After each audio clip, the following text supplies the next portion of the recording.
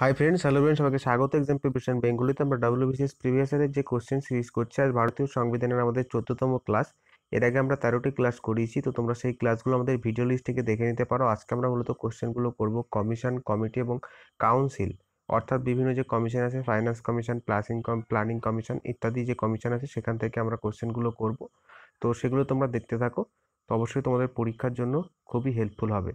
তো প্রথম কোশ্চেন দেখো কি বলছে।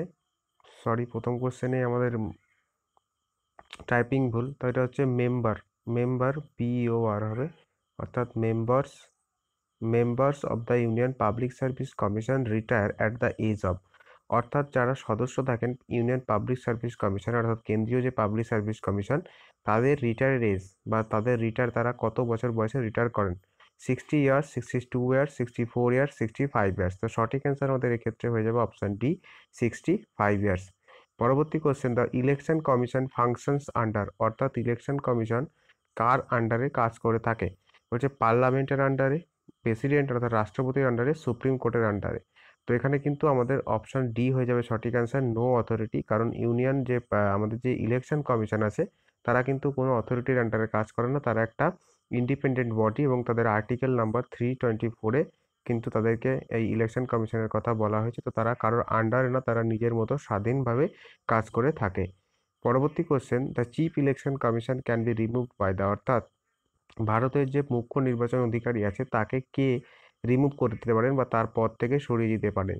চিফ মিনিস্টার অর্থাৎ মুখ্যমন্ত্রী, পার্লামেন্ট, নাকি president at his sweet will, নাকি প্রেসিডেন্ট তার নিজের ইচ্ছে মতো, নাকি president on the recommendation of the parliament, এবং নাকি প্রেসিডেন্ট অর্থাৎ রাষ্ট্রপতি যদি পার্লামেন্ট রিকমেন্ডেশন করে তারপরে। তো সঠিক অ্যান্সার আমাদের এক্ষেত্রে হয়ে যাবে option D, president on the recommendation of the parliament, অর্থাৎ পার্লামেন্টের রিকমেন্ডেশনে কিন্তু প্রেসিডেন্ট তাকে নিয়োগ মানে তাকে রিমুভ করতে পারে।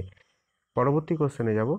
পরবর্তী কোশ্চেন বলছে যে national development council consist of, অর্থাৎ ন্যাশনাল ডেভেলপমেন্ট কাউন্সিল এখানে কারা কারা থাকে। Prime minister, chief minister of state, member of the planning commission.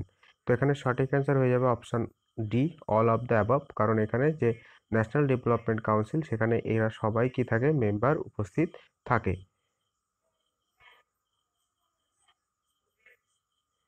পরবর্তী question, West Bengal legislative council was abolished in the year, অর্থাৎ ওয়েস্ট বেঙ্গলে যে লেজিসলেটিভ কাউন্সিল ছিল, অর্থাৎ যে আমাদের বিধান পরিষদ ছিল, সেটা কত সালে সেটাকে সেটাকে অ্যাবলিশ করা হয় বা সেটি উঠে যায়। 1956, 1967, 1969, 1971। সঠিক অ্যান্সার হয়ে যাবে আমাদের অপশান সি, 1969।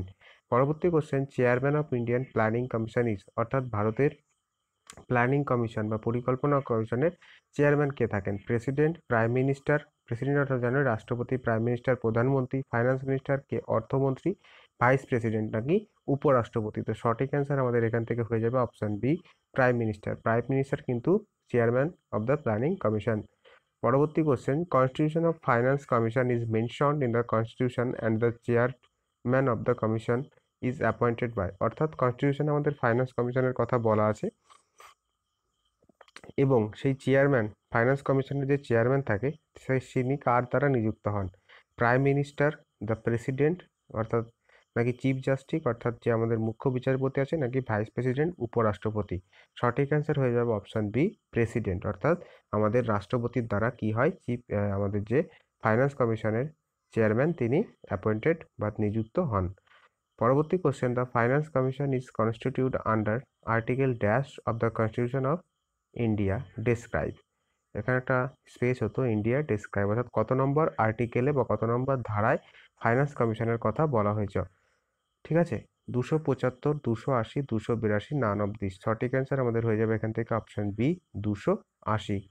পরবর্তী question, who accords recognition of various political parties as a national or regional parties, অর্থাৎ এদের মধ্যে কে কোনো রাজ্যের পার্টি বা জাতীয় পার্টি বা কোনো আমাদের যে রিজিওনাল বা আঞ্চলিক পার্টি, সেটাকে কি করে, রিকগনিশন করে বা চিহ্নিত করে।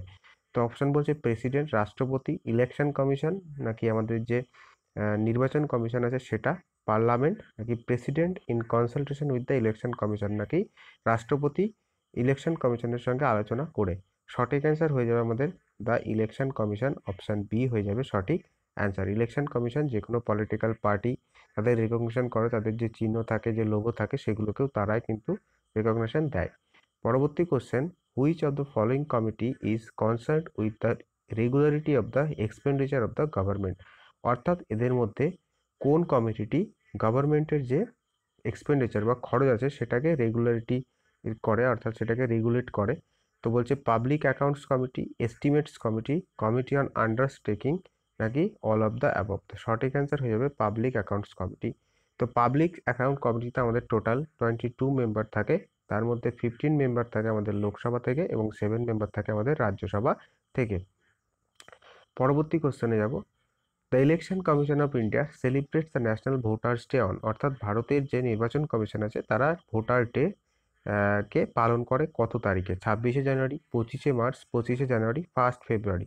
সঠিক অ্যান্সার হয়ে যাবে আমাদের অপশন সি, 25শে জানুয়ারি। পরবর্তী question, what is the number of members in the political accounts committee from the Lok Sabha? অর্থাৎ আমরা কেবলই দেখলাম পাবলিক অ্যাকাউন্টস কমিটি যেটা, সেখানে কতগুলো মেম্বার লোকসভা থেকে নিযুক্ত হয়? অপশন এ বলছে 7, অপশন বি বলছে 10, অপশন সি 15, অপশন ডি 20? সঠিক অ্যান্সার হয়ে যাবে আমাদের অপশন বি, অপশন সি 15। তো আমি তোমাদের বলে দিলাম টোটাল 22 মেম্বার থাকে, টোটাল 22 মেম্বার থাকে, তার মধ্যে লোকসভা থেকে থাকে কত? 15, এবং রাজ্যসভা থেকে থাকে কত আমাদের? 7 মেম্বার। পরবর্তী কোশ্চেনে যাচ্ছি। Consider the following statement the parliamentary committee on public accounts? অর্থাৎ পাবলিক অ্যাকাউন্টসে যে কমিটি থাকে সেই কমিটি সম্পর্কে কতগুলো স্টেটমেন্ট বলা হয়েছে এবং কোনগুলো ঠিক বা ভুল তোমাদেরকে চিহ্নিত করতে হবে। তো প্রথমটা কি বলছে? Consist of not more than 25 members of Lok Sabha. অর্থাৎ 25 জনের বেশি মেম্বার থাকতে পারেন না লোকসভা থেকে। তো এটা দেখো 25 জনের বেশি তো থাকেই না, কারণ এখানে তো 15 জন থাকে। তো এটা কি হয়ে যাচ্ছে আমাদের? ভুল হয়ে যাচ্ছে, ঠিক আছে? এটা আমাদের 15 জন থাকে। তারপর বলছে examine public expenditure not only from legal and formal point of view, discover technical irregularities but also from the point of view economy, prudence, wisdom and propriety? তো সঠিক এটা দেখো কি বলছে, যে শুধুমাত্র আইনগতভাবেই কিন্তু কোনো আমাদের পাবলিকের যে একটা খরচ সেটা করতে পারেন না, তার দিক থেকে দেখতে গেলে ভারতের ইকোনমি, তার ভারতের যে অবস্থা তার উপরেও একটা বিচার বিবেচনা করা উচিত। তো এটা হচ্ছে একটা সঠিক স্টেটমেন্ট। পরবর্তী question, examine the report of the computer and auditor general of the India? অর্থাৎ যে কম্পিউটার জেনারেল এবং অডিটর জেনারেল যে রিপোর্টটা পেশ করেন সেটাকেও তারা কি করে? এক্সামিন করে বা পরীক্ষা নিরীক্ষা করে। এটাও সঠিক। এবার আমাদের বলছে তাহলে অপশন অনুযায়ী আমাদের কোনটা মিলে যাচ্ছে? Option B, 2 and 3।